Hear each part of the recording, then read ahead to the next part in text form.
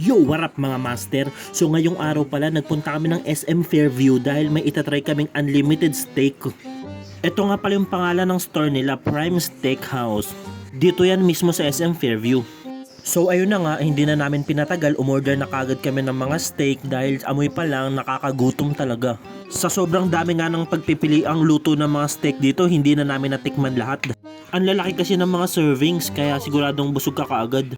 Tapos kanina may nagtanong sa aking waiter kung rare o well done. Siyempre pinili ko yung rare. Hindi ko alam yun. Kala ko kasi sa rare, limited edition. Puta, hilaw pala ibig sabihin nun. Para rare pang nalalaman. Hilaw lang eh. Malay ko naman kasi doon kasi isa lang akong hamak na hampas lupa. At kasama nga pala natin ang buong team aso. Yun, diretso kagad kami dito. Pagkatapos magpastol ng aso, ang babaho tuloy namin. Buwisit kasi to si Mama Titin, ang usapan lang samgyup. At syempre dahil may bayad ang leftover dito, binalikan ko na yung sinet aside ko kanina na medium rare na luto ng steak. Ayun oh, hirap na hirap ako. Kunat, medium rare pa. Dapat kasi pinakagat nyo na lang sa akin yung baka para hindi na ako nahirapan. Yo, nabaklas rin. At yun na nga, nguya na kami ng nguya, hindi na namin alam kung paano uubusin.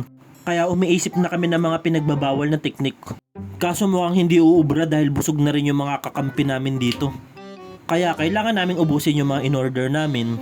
Ito pala yung isa sa pinaka nagustuhan ko sa kanila, yung grilled patty na to. Napakasarap nito, napaka-juicy. Beef na beef siya. Yung tipo kung ilalagay siya sa burger, napaka-solid talaga. Actually lahat napakasarap talaga lahat wala talagang tapon Tapos ang maganda pa dito, order ka lang ng order kasi niluluto na nila kaagad. Hindi kagaya sa samgyup na iluluto mo pa bago kumain. Bali 999 pesos per head nga pala dito, pero sulit naman. Ayun, tapos umuwi na kami. Yun lang, bye bye!